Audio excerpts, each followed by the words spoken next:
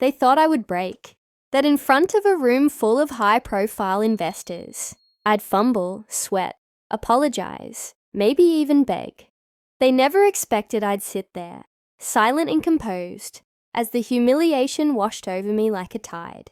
Because what they didn't know, what not a single one of them knew, was that in just 25 minutes, I'd own everything they were so smugly proud of. It began with a lie, like many power plays dressed in tailored suits and million-dollar grins. This one started behind closed doors, in whispered promises and unofficial meetings. I'd spent 14 months building a tech infrastructure they could barely understand, let alone replicate.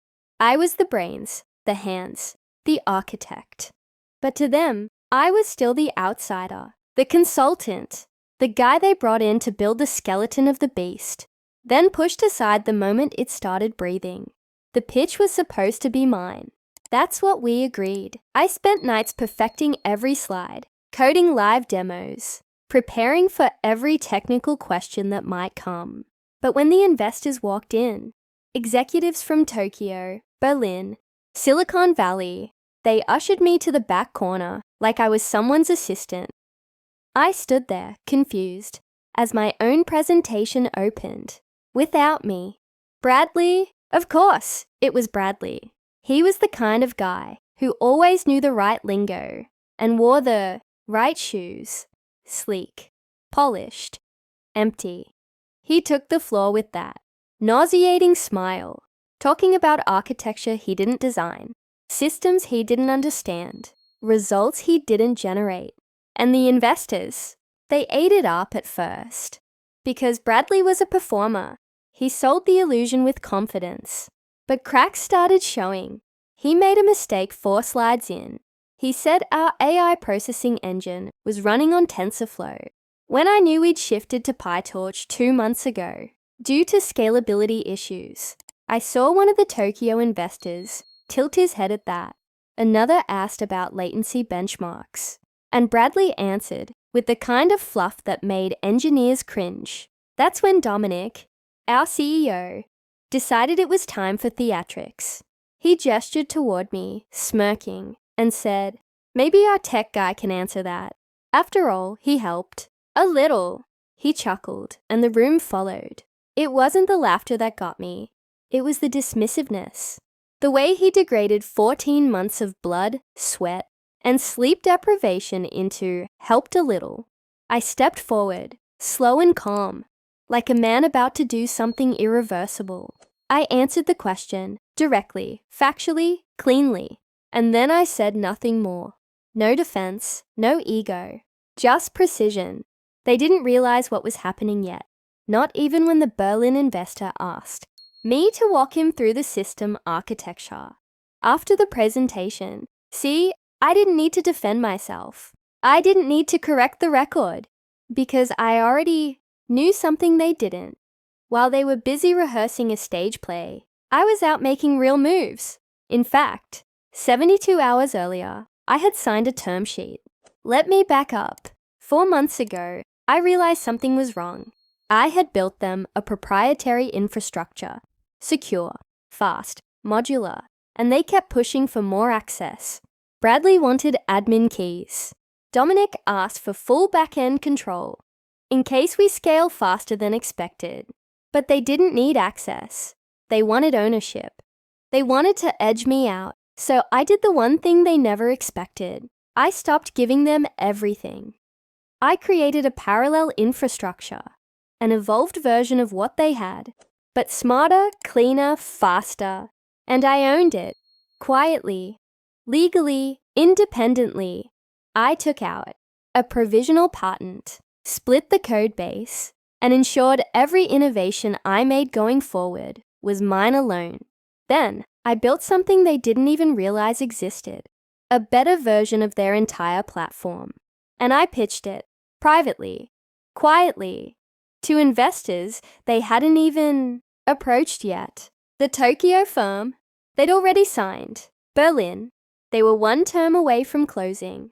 The final meeting, that was today, right here, in this room. That's why I had kept quiet. Because the moment they made fools of themselves, trying to fake what they didn't understand, I knew the final piece would fall into place. The Berlin investor leaned back and asked, "Do you have sole ownership of this tech stack?" I nodded. Bradley stammered, "Well, the company owns—" "No," I cut him off. "The version you're referring to is legacy. Obsolete Ava. The newer iteration, Project Helix, is mine. Fully proprietary. Trademark and IP filed under my name. And more importantly, it's already running live on 6 pilot clients." The room shifted. You could feel it. Energy cracked like dry ice dropped in warm water. Dominic tried to interrupt, but the Tokyo investor raised a hand, silencing him. "Are you saying," he asked slowly, "that the architecture you pitched us yesterday is not the same platform this company is presenting now?" "I'm saying," I replied, "that the version this company is presenting was a draft. What I'm offering is the final manuscript." Silence. Then came the whispering. Phones pulled out, messages sent, investors shifting in their seats. Dominic looked like he'd seen a ghost. Bradley's mouth hung open, but he had no words. I turned to the Berlin investor. "You wanted ownership clarity. Well, here it is." They tried to sideline the architect and pass off old blueprints as the foundation. But I own the final design. I own the engine. And I've already built the car. It didn't take 25 minutes. It took 3. 3 minutes after I revealed Project Helix. The Tokyo investor stood and said, "We're pulling our offer from the current structure. We'd like to speak to you, alone." That was the sound of collapse. And the next 22 minutes? They were just paperwork. A call to my attorney. A new draft of the contract. Reallocation of capital. By the time I walked out of that glass-walled conference room, I had full funding, $720 million for the platform I owned outright. And because the patent covered the exact machine learning flow the original platform depended on, they couldn't legally operate anymore without infringing. That's how I walked into that room as a tech consultant and walked out as the owner of their $2.1 billion dream. They humiliated me. They mocked me. They used me until they thought I was expendable. But they made one fatal mistake. They thought visibility was the same as power. They thought because they had the spotlight, they had control. But while they were rehearsing for applause, I was designing the stage. The fallout was swift. Investors fled. Partners pulled out. By Monday, their stock was suspended for structural and legal uncertainty. And me? I launched Project Helix with Tokyo and Berlin jointly funding Series A. I had full control. Every line of code, every ounce of data, every algorithm, mine. Bradley tried to spin it. He posted some long-winded nonsense on LinkedIn about vision drift and pivoting to new opportunities. No one bought it. Dominic, he went silent. A ghost in the machine he thought he controlled. But I didn't stop there.